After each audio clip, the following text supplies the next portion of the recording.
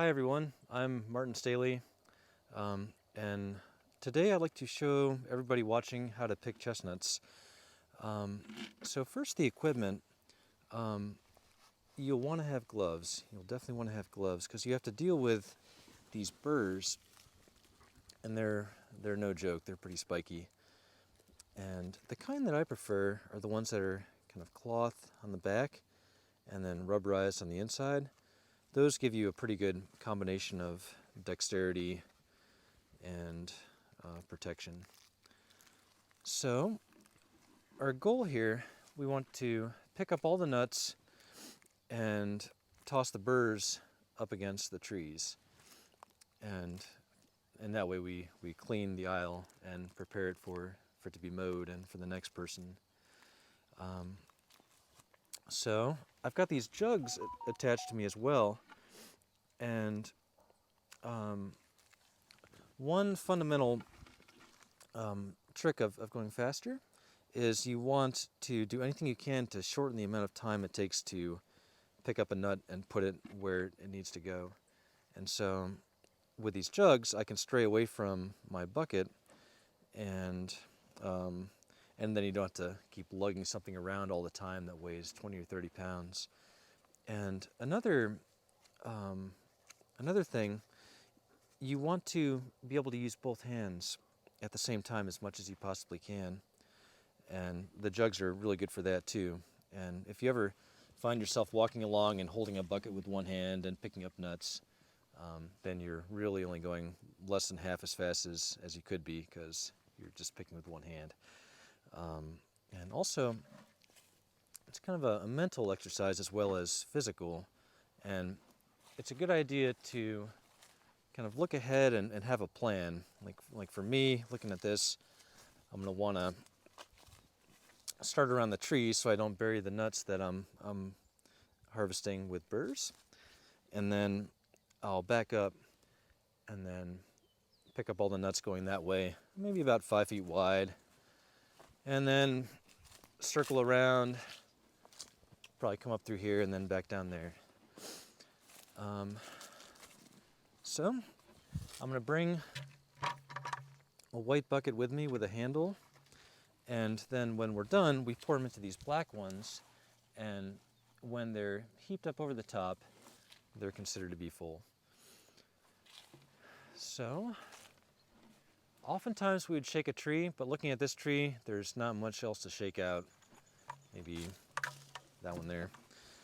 So here we go. Well, breaking my own rule. We start in the middle.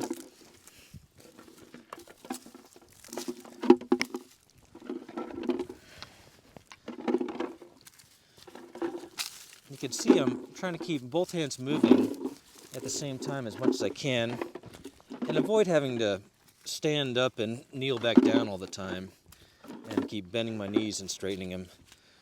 And you want to avoid too, like trying to crawl around like a gorilla, because if you get one of those burrs in your knuckles, you're not going to be happy about it.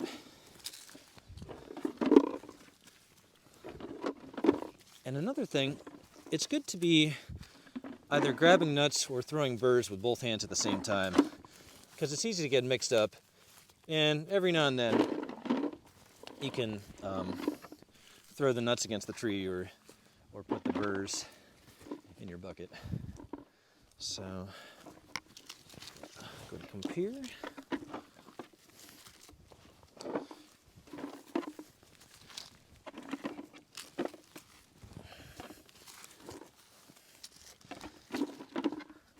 So on our farm, almost all the chestnuts here are hybrids, and chestnuts come from 4 distinct families. Perhaps the most famous is the American chestnut, and those were all over, especially in the eastern seaboard, where 1 out of 4 trees was an American chestnut. And these were forest giants, the kind of trees you might get you and your buddies together and grab each other's hands and not be able to go around.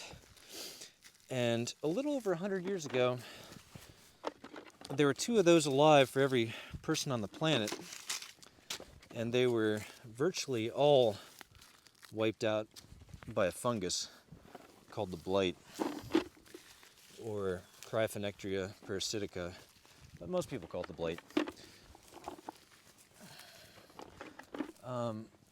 And our trees here, a lot of them have some American genetics in them, and I believe we probably have the whole American genome in this orchard right here. But there are organizations like the American Chestnut Foundation whose goal it is to bring back the American chestnut as close to its original form as possible and have it survive the blight. And they've been doing a lot of amazing work, and they have ones that are over 99% American and blight resistant. But as for us, we're crossing trees trying to make the most amazing tree that we can. And we want to have a tree that is resistant to all the diseases that it's going to confront. A tree that's healthy with nice green leaves, photosynthesizing well, and producing lots of tasty big nuts consistently year after year. And to get all of those traits, we're hybridizing these trees between the 4 different families.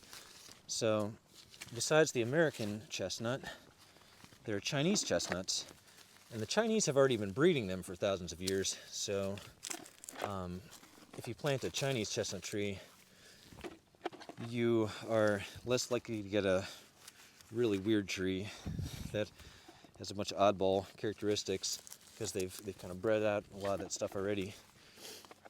Chinese trees are easier to cross with. European chestnut trees tend to have fairly big, starchier nuts. Okay, so now I've got these mostly full. Just turn them upside down, pour them in the bucket, and I'm going to wheel around and come back that way. So, too much to get here. Toss that.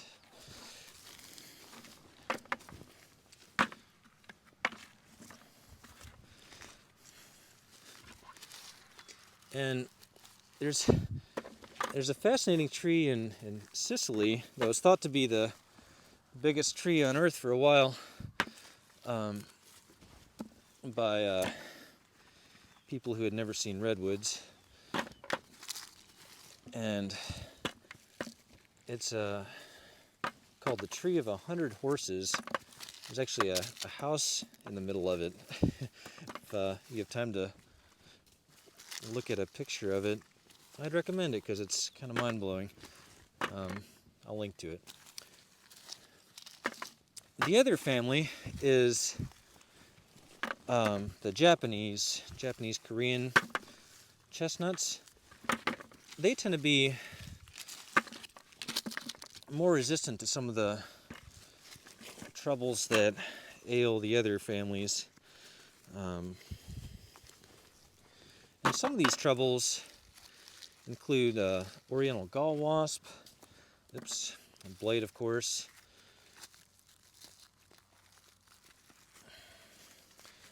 The blight was kind of like, kind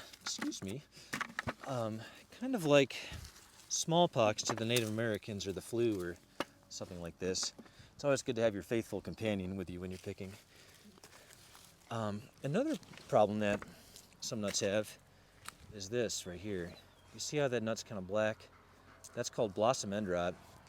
And on our farm, we're just throwing them all in the bucket. That way, it doesn't slow us down. I think at this point I'm getting under that tree, so let's start tossing birds that way.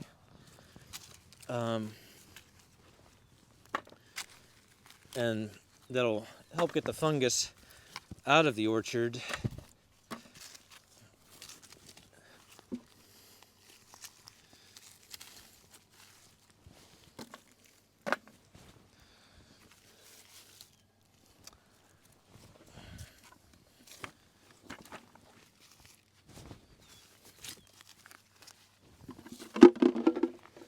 So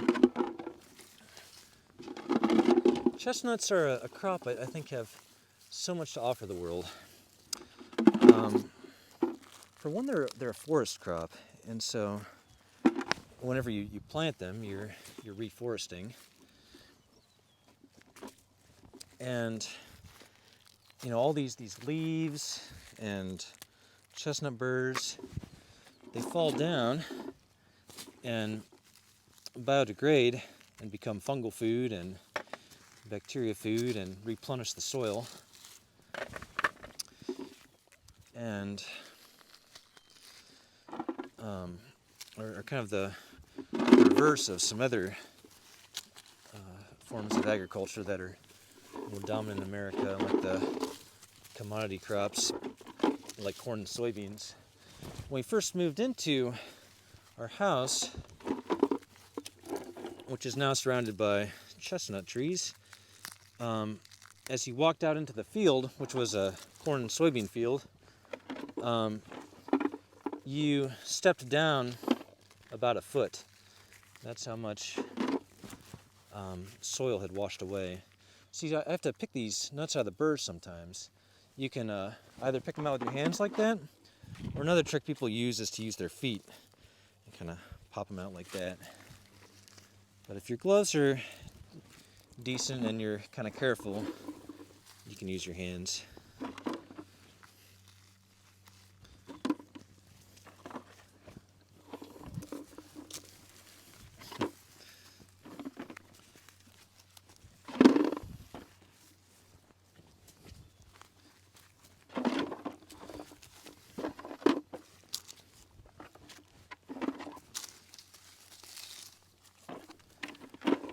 Yeah, chestnuts are very good for you. They're high in B6 and vitamin C, riboflavin, fiber, protein. They're good for your eyes. They have a number of different antioxidants in them, like gallic acid and ellagic acid, which literally slow down the aging process and help keep your DNA from deteriorating. And they're not fatty like a lot of other nuts, like peanuts or cashews.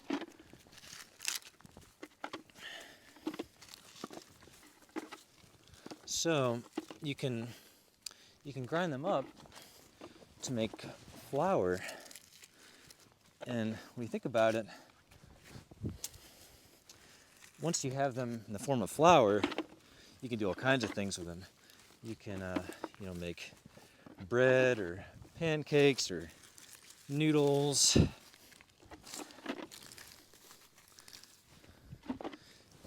I got kind of busy talking. I want to make sure I didn't bury all the chestnuts under this tree here. Okay, rescue these. And then I think I'll come back up this way. Hopefully I'm not just a dark figure. Yeah, picking them is a real good mind-body workout.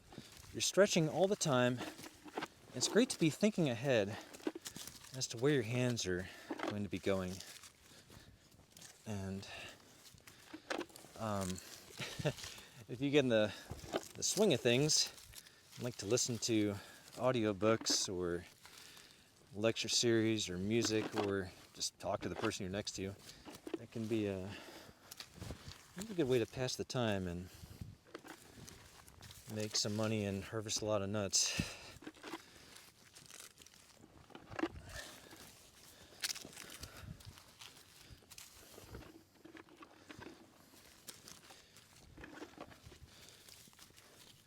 Yeah, so we have an ongoing breeding project here that span generations of trees.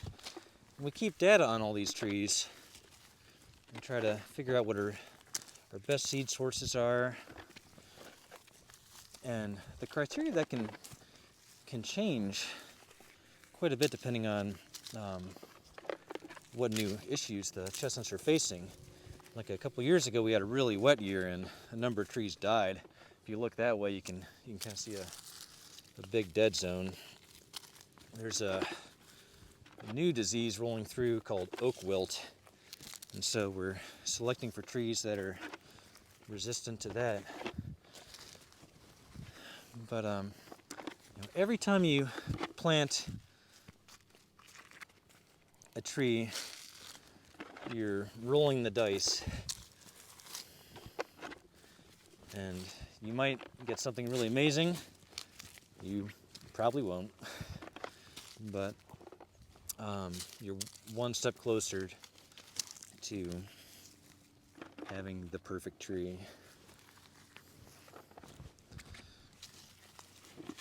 And so we always want to keep planting more and more and calling them and crossing them. And one thing we do is we plant them too close together. So in some younger orchards, they're planted every 15 feet in rows 20 feet apart. In this one, they were planted every 7 feet. And so, every tree that's even alive in here is probably in the 90th percentile or greater of its class. Okay, I think we've got this one pretty well. Just gonna kind of scan around a little bit.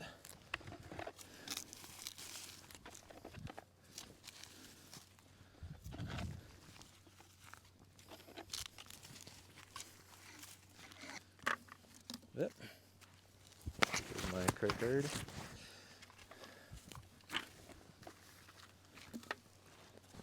Don't want to mow that over.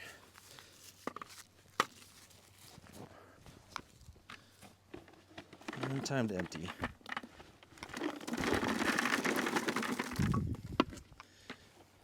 And you'll get a little bit of grass and some leaves in your bucket, but that's okay. They'll be dumped in front of a fan, and that stuff will all blow out, and it really won't take much space. Let's see. So now I'm going to come up here and throw them that way.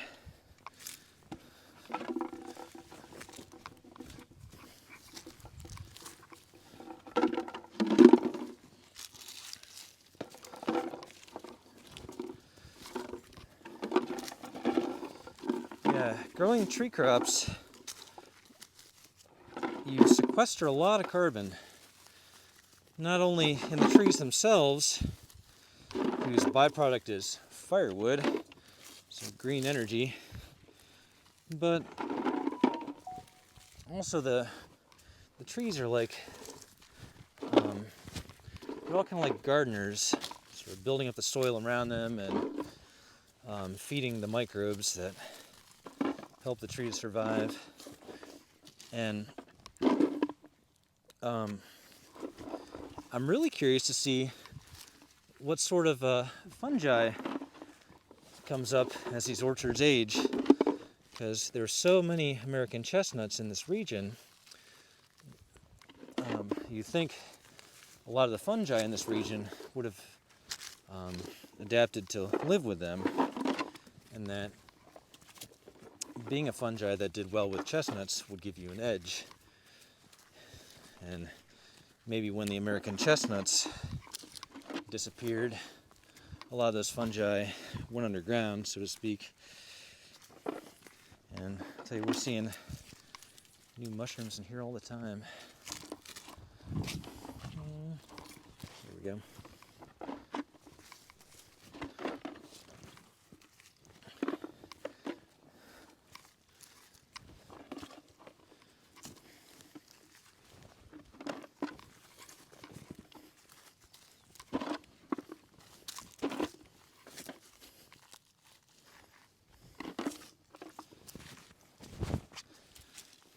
Right now, in America, we produce less than 1% of the world's chestnuts, and about 90% of the ones sold in America are imported, which is pretty sad in a country that used to host these magnificent forests of the American chestnut trees. And it's a good, tasty food that you can do a lot of things with. Roasting them and turning them into flour, boiling them in soups, or eating them raw.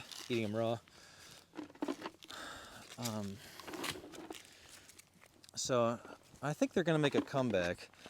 What happened after the American ones died and a few generations of people passed, people in America just kind of forgot about them, quit eating them, and now most Americans don't even really know what one is. I get asked all the time if they're the same thing as water chestnuts. I'm going to go clear around that tree a little bit.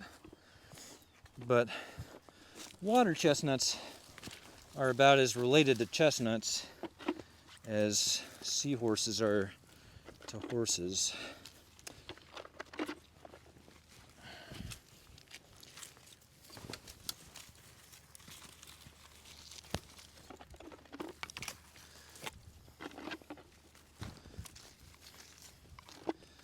Yeah, you really just want to keep both your hands constantly moving.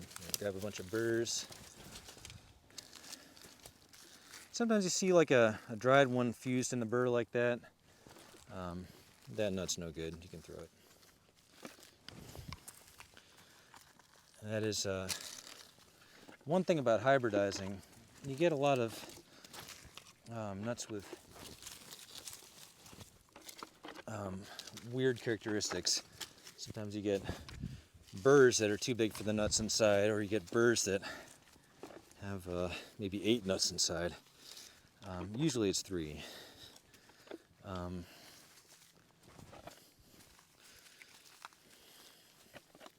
Sometimes it seems like different parts of the tree don't really match. Now I'm going to come down this side. And since it's getting so dark, off goes the hat. One thing with chestnuts is they dry out kind of fast. And so we want to keep circling through the orchard, really clearing the area where we're working, because any nut that gets left for too long is going to dry out.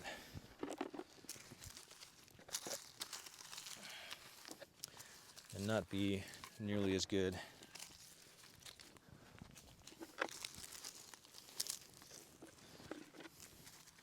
A lot of small ones under this tree, but they add up.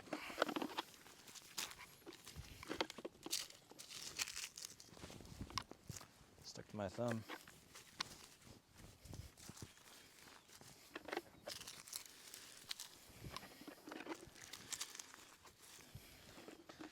So with our genetic program, we're always looking to plant more. There's nothing I love more than planting trees.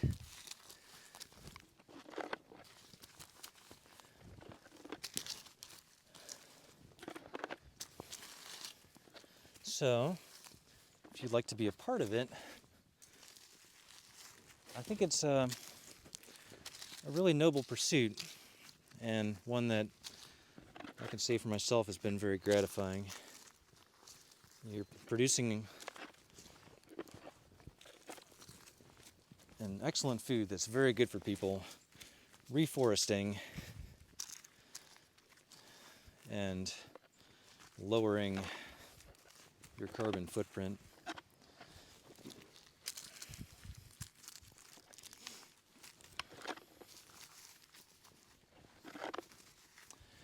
And I really encourage anybody watching this to experiment with them. I have a friend who made a a chestnut pie, and she made a chestnut blueberry pie. It's really good. She found a way to puree them. She also made these chestnut burgers. Oh yeah, so back to what I was saying, Americans have more or less forgotten about chestnuts. I'm gonna go back and do another row.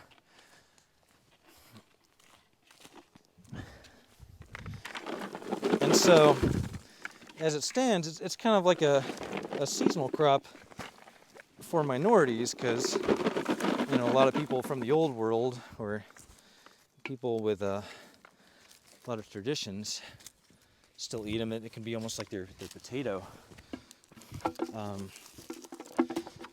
So it's kind of like a seasonal crop, you know, mostly for minorities. But I think it definitely has the potential to become a staple of our diet, and would probably make us a lot more healthy if it was, and give us a lot of wonderful trees.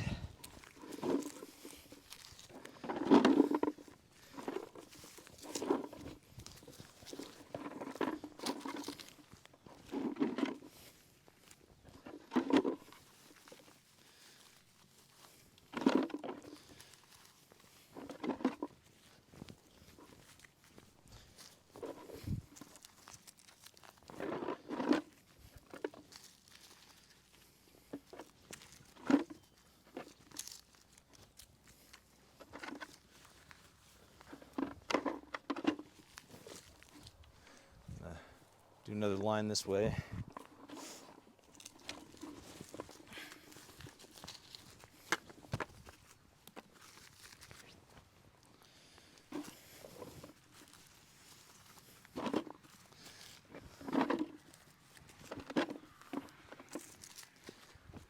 One thing I would love to see changed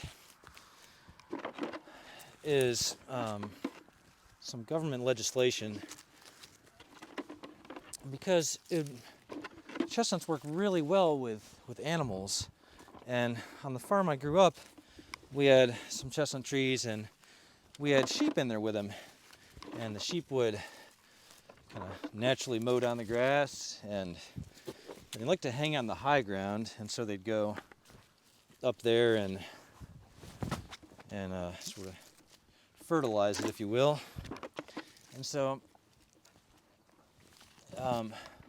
really they're taking nutrients that have eroded away and putting them back up on the hills,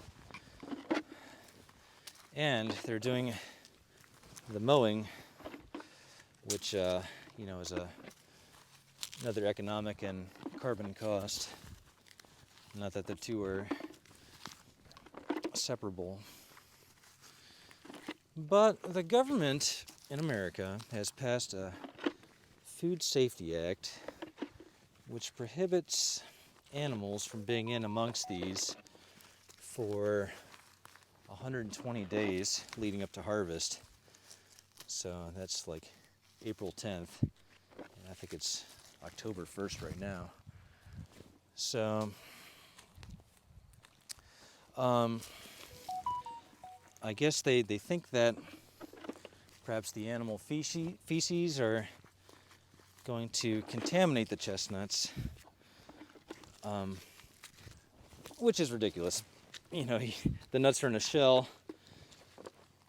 You would never eat any part of it that actually touches the environment, and you'd probably cook it, and we wash them and sanitize them anyway.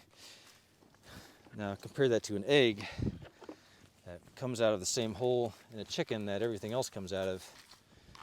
It doesn't make a whole lot of sense.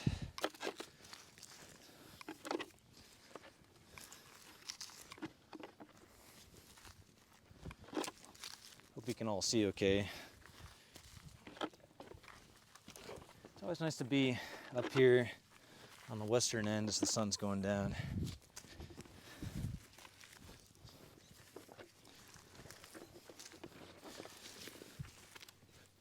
Though they're getting a little hard to see.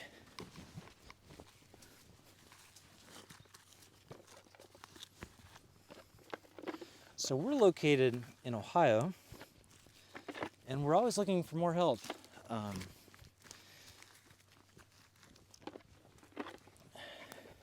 It's great to see people getting involved, especially younger folks, but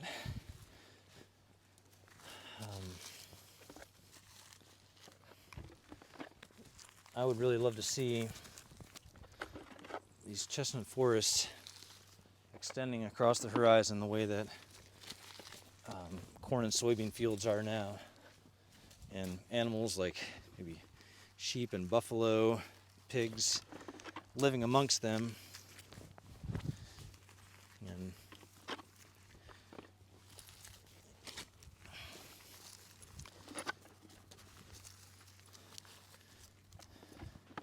the people living, having all this shade and firewood at their disposal. It's a beautiful thing.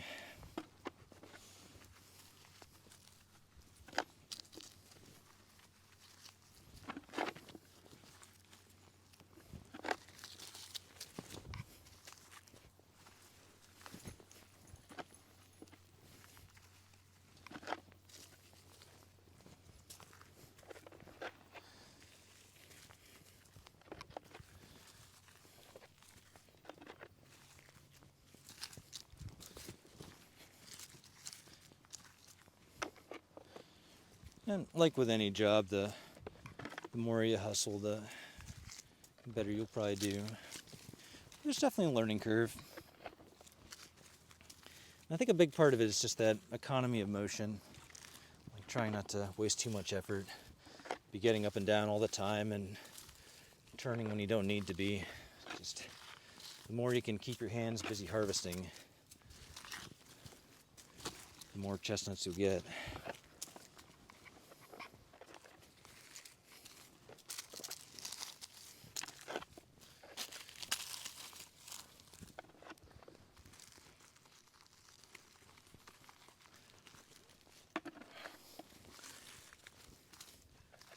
Yep.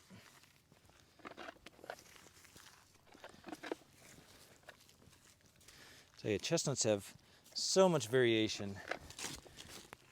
The taste, there are ones that taste sweet, ones that taste more starchy, like a potato. There are ones that kind of have like a peppery taste, or like a buttery taste, or a little bit of cinnamon or something.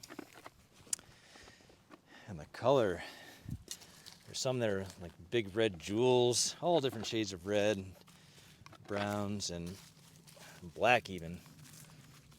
I see these ones that are purple and orange that have stripes. Some are fuzzy. There are a number of different shapes, especially if you get those oddball burrs with more than 3.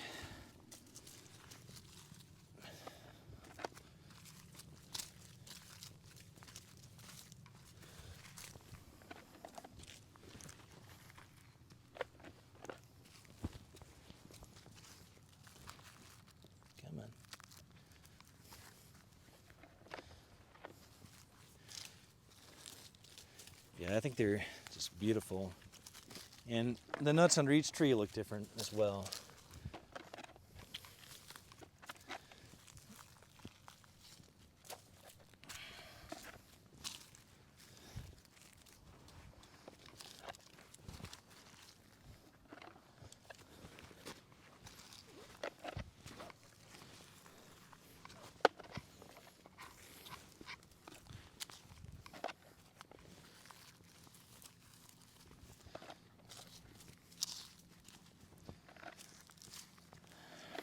This is also a crop that doesn't require a lot of water.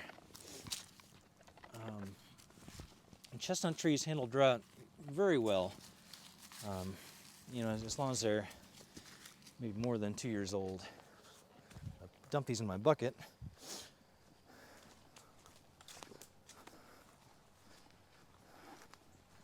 Well, that might be about it.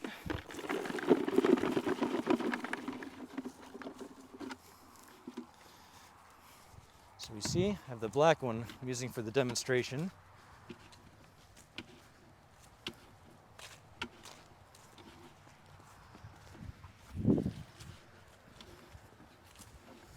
And you can see how clean this looks.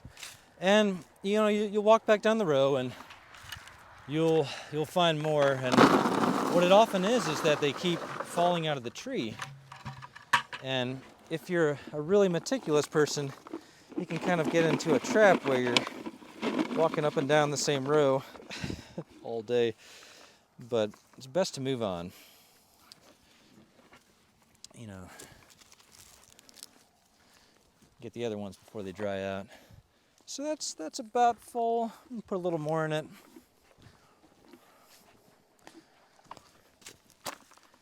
Yep. Here's, looks like an untouched spot.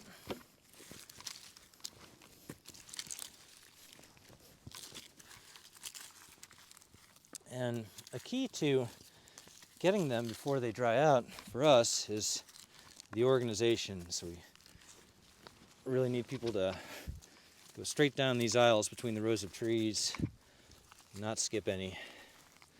Because once that gets skipped, will go bad. And then you'll have good food going to waste. And if you're skipping one with small nuts that you don't want to deal with, you're going to make somebody else unhappy when they come upon them later. And you don't want to do that.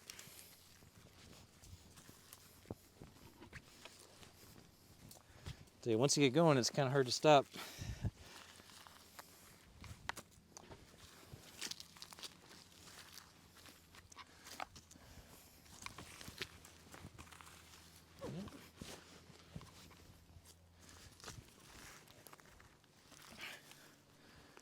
Another thing I'd recommend is doing it in the daytime.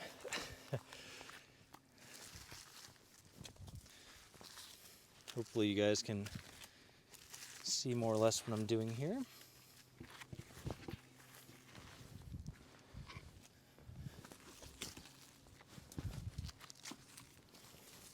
Try not to bomb the videographer. Yep.